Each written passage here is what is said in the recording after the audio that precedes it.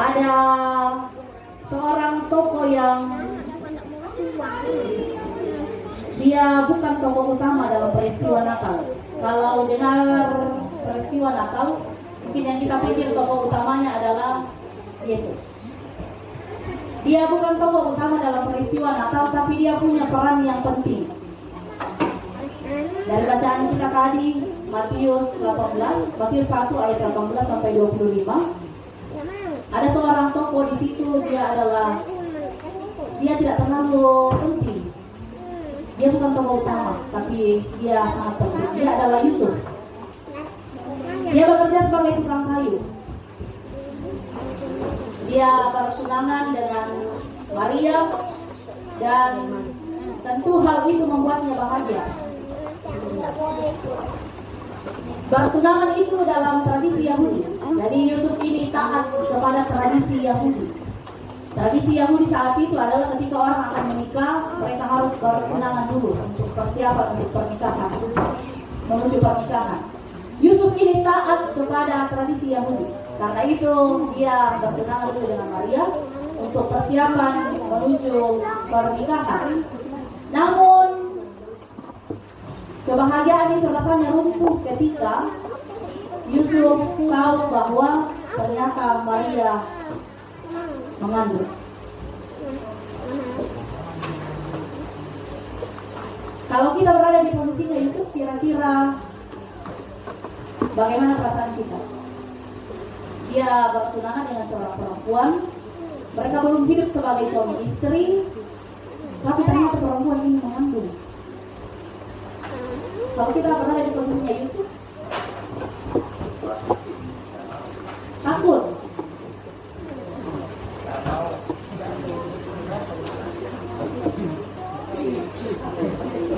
Atau yang bahagia? Ada bisik-bisik dari samping bilangnya ada yang bahagia.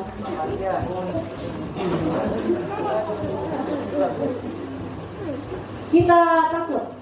Jangan-jangan orang mengira bahwa saya pelakunya. Kita mungkin akan kecewa.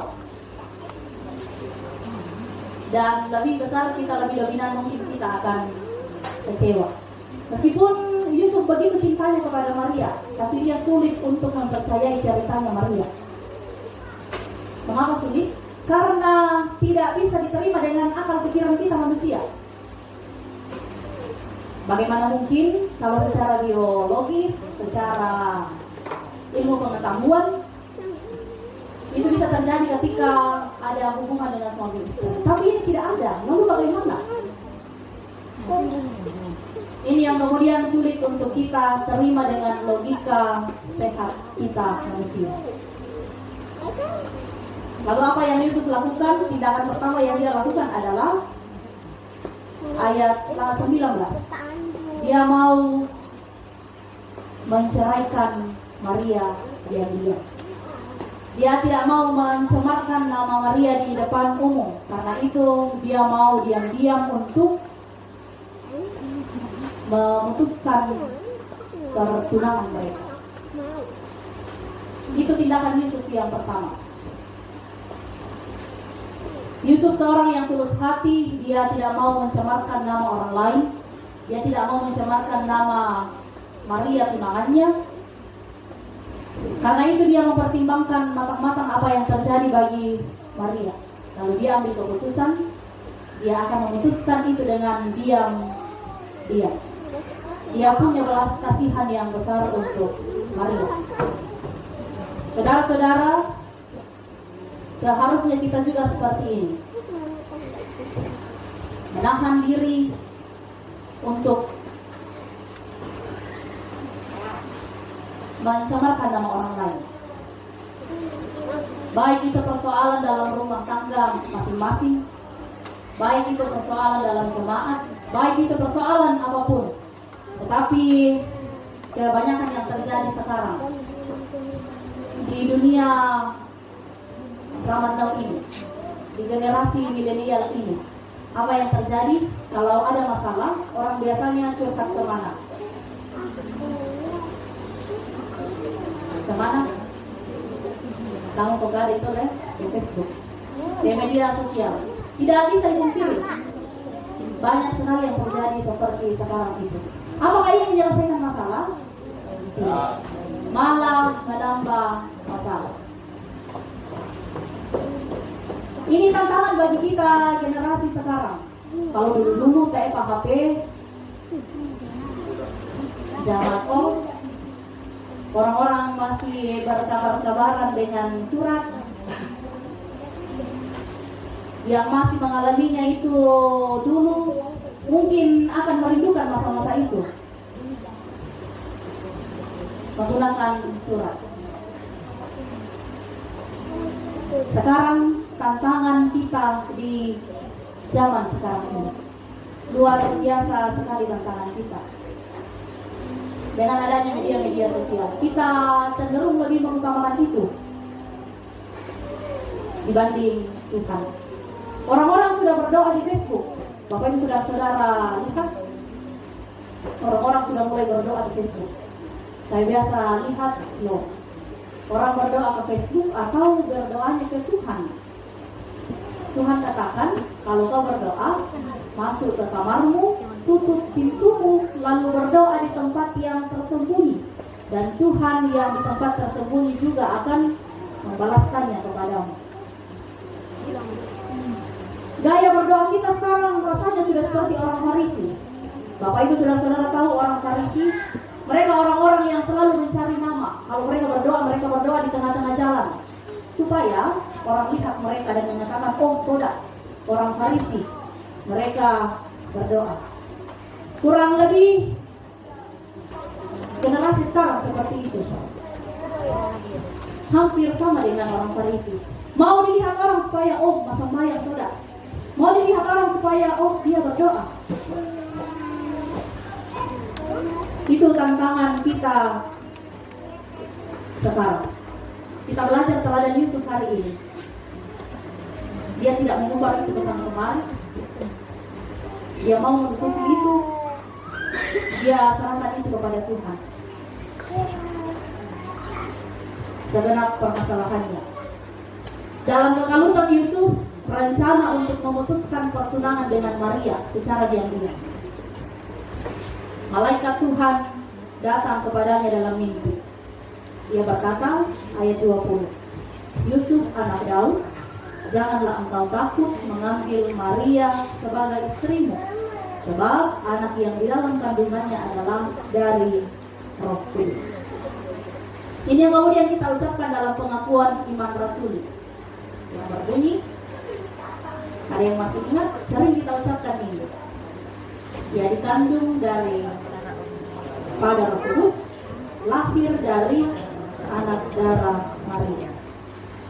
Ketika malaikat itu menyampaikan seperti itu kepada Yusuf, ini menjadi kekuatan bagi dia.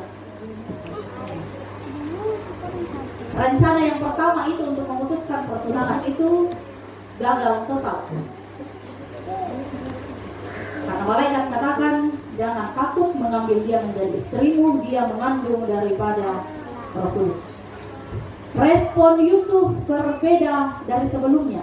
Kalau awalnya dia mau memutuskan, tapi pada akhirnya setelah berjumpa dengan malaikat dalam mimpi, dia akhirnya taat kepada Allah dan mau menjadikan Maria sebagai istrinya.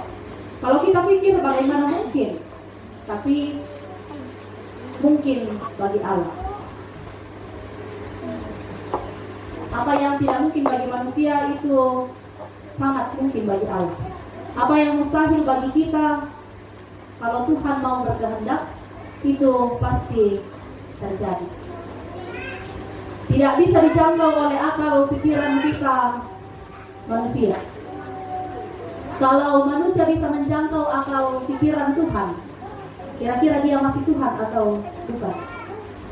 Kalau kita manusia sekarang bisa menjangkau pikiran Tuhan, apa yang akan Tuhan buat ke depan, kira-kira dia masih Tuhan atau bukan?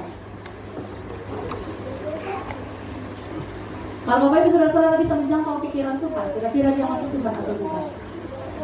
Pasalnya bukan lagi. Karena sangat tidak mungkin menjangkau pikiran Tuhan yang tidak terbatas itu dengan akal pikiran kita manusia yang terbatas.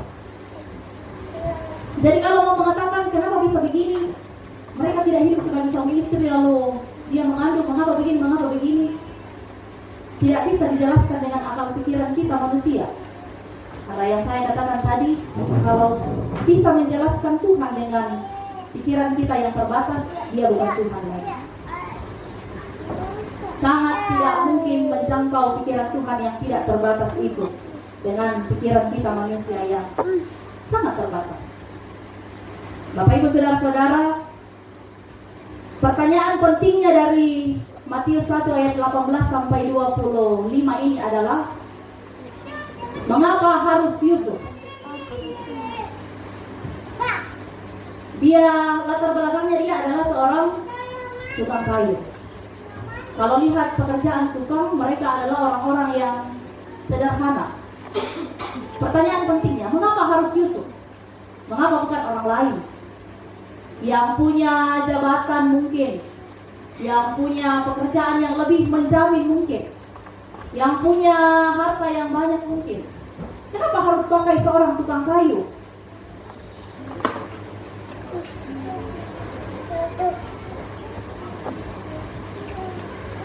Yang pertama, dia adalah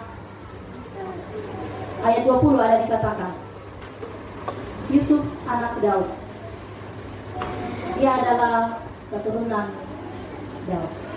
Di satu sisi, terlepas dari keturunannya, kita mau katakan bahwa Tuhan mau memakai siapa saja untuk dilibatkan dalam pekerjaannya.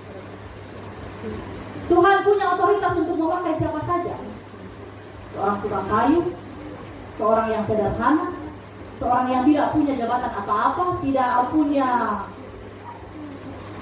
tidak terkenal, tapi Tuhan mau memakai dia. Sama seperti pertanyaan, kenapa harus Maria, kenapa harus Yusuf? Jawabannya adalah Tuhan punya otoritas untuk memakai siapa saja. Karena itu saudara-saudara, tanpa memandang masa lalu kita, tanpa melihat masa lalu kita yang buruk, percayalah bahwa Tuhan mau memakai kita semua. Jangan mikir bahwa, oh saya dulu begini, saya dulu begitu. Seburuk apapun masa lalu, Bapak Ibu Saudara-saudara, Tuhan mau memakai kita. Karena itu jangan menolak untuk dipakai Tuhan dalam pekerjaannya. Jangan menolak untuk dipakai Tuhan dalam pekerjaannya. Ada orang ketika mau dipakai oleh Tuhan, jawabannya apa? Tunggu nanti kalau saya besar. Tunggu nanti kalau saya tua. Tunggu nanti kalau saya apa lagi ya? Selalu menolak dengan berbagai alasan. Kalau giliran Tuhan mau pakai, kita punya alasan yang banyak. Tapi kalau giliran berkat Tuhan, kita yang paling duluan. Labiran kita Tuhan mendolo bukan yang orang lain. Kalau soal berkat, kalau mau dipakai untuk pekerjaan Tuhan, kita banyak alasan. Saudara-saudara, selalulah memberi diri untuk pekerjaan Tuhan. Ada banyak pengalaman orang yang aktif dalam pekerjaan Tuhan, orang yang tidak hitung-hitungan dengan pekerjaan Tuhan. Tuhan juga tidak hitung-hitungan soal berkat bagi dia. Amin. Jadi jangan hitung-hitungan dengan Tuhan soal pekerjaannya.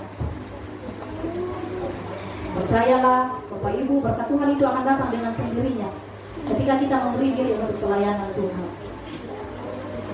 Tapi lihat orang yang hitung-hitungan dengan Tuhan, Tuhan juga akan hitung-hitungan soal berkat dengan dia. Allah berkenan melibatkan siapapun, manusia, untuk pekerjaannya. Yusuf, Maria, orang-orang sederhana, tidak punya jabatan, tapi Tuhan melibatkan mereka dalam rencananya. Dia berkenan memakai manusia dalam segala keberadaannya, dalam segala kesederhanaannya, dalam segala keterbatasannya untuk mewujudkan misi Allah. Allah dari semula menawarkan berita tentang Injil Immanuel, berarti Allah menyertai kita, kepada manusia melalui pemberitaan para nabi. Kekuatan Injil pula lah yang kemudian menangkap dan menguasai, menetapkan dan menjadikan Paulus sebagai seorang rasul. Bacaan kita yang kedua di Roma. Bapak Ibu Saudara-saudara, ketika Yusuf sudah berjumpa dengan malaikat, dia mengambil langkah yang sangat tegas untuk kemudian tetap lanjut bersama dengan Maria dalam keadaan mengandung. Yusuf seorang yang taat, dia menundukkan dirinya kepada kedaulatan Allah, dia mengesampingkan kepentingannya. Padahal dia bisa saja menuntut. Dia bisa menuntut karena dia tidak salah. Tetapi segala kepentingannya itu disingkirkan untuk taat kepada perintah Tuhan. Tuhan berjumpa kepadanya melalui seorang malaikat, lalu dia memilih untuk taat kepada perintah Tuhan itu. Bapak Ibu Saudara-saudara, dalam mengambil keputusan dalam kehidupan kita, siapa yang kita pentingkan? Apa yang jadi ukuran kita dalam mengambil sebuah keputusan? Diri kita, orang lain, atau Tuhan? Sudah sejauh mana Tuhan jadi prioritas yang utama dalam hidup kita? Sudah sejauh mana ketika mengambil tindakan, mengambil keputusan Tuhan yang jadi utama? Berapa persen kira-kira? Kalau dipersenkan 50, Tuhan yang jadi utama 50%. Syukur kalau 100. Tetapi sering kita tidak berani untuk mengambil keputusan, untuk tunduk kepada kehendak dan rencana Allah. Karena apa? Karena mementingkan keinginan saya sendiri. Tuhan mau begini dan saya mau begini. Mana yang mau kita utamakan? Tuhan mau begini, saya begini. Kira-kira mana? Mungkin kita akan lebih dominan memilih kemauan saya, kemauan kita. Karena yang kita pikirkan adalah bagaimana supaya kita senang dengan mengikuti kemauan kita.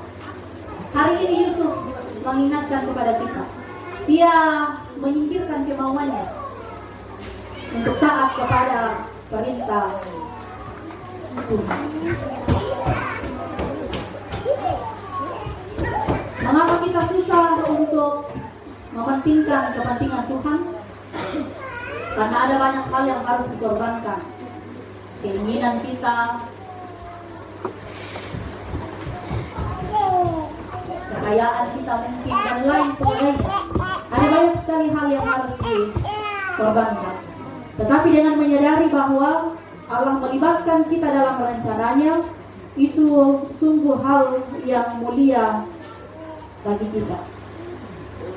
Yusuf dilibatkan Tuhan dalam rencananya, itu mulia sekali bagi Yusuf.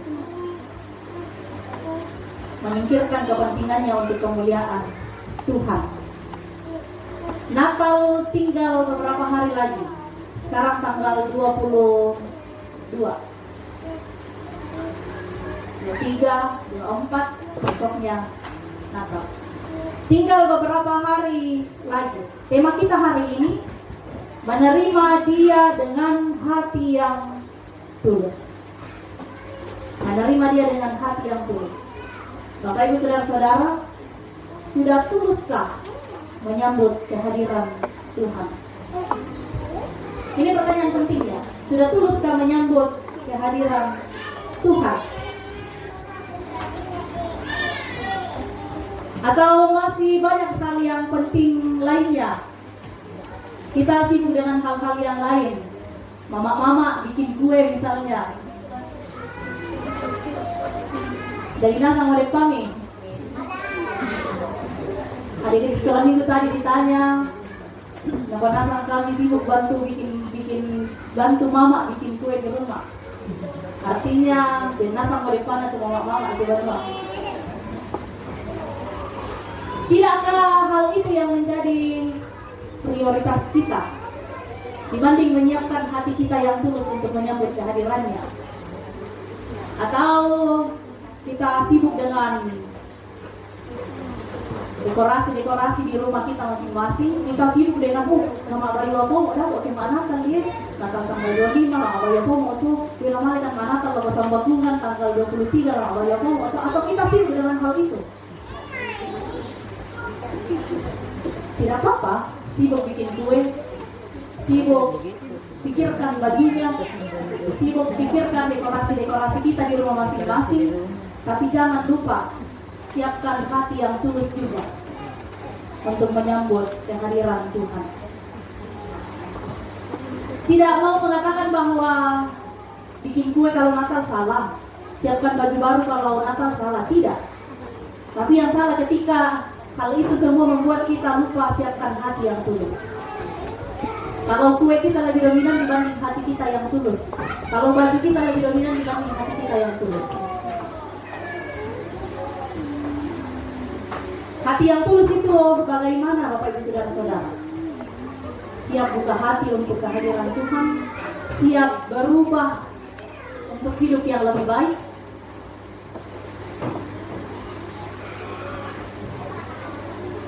Sudah siapkah kita berubah? Jangan berubahnya hanya di Natal ya, hanya di bulan Desember.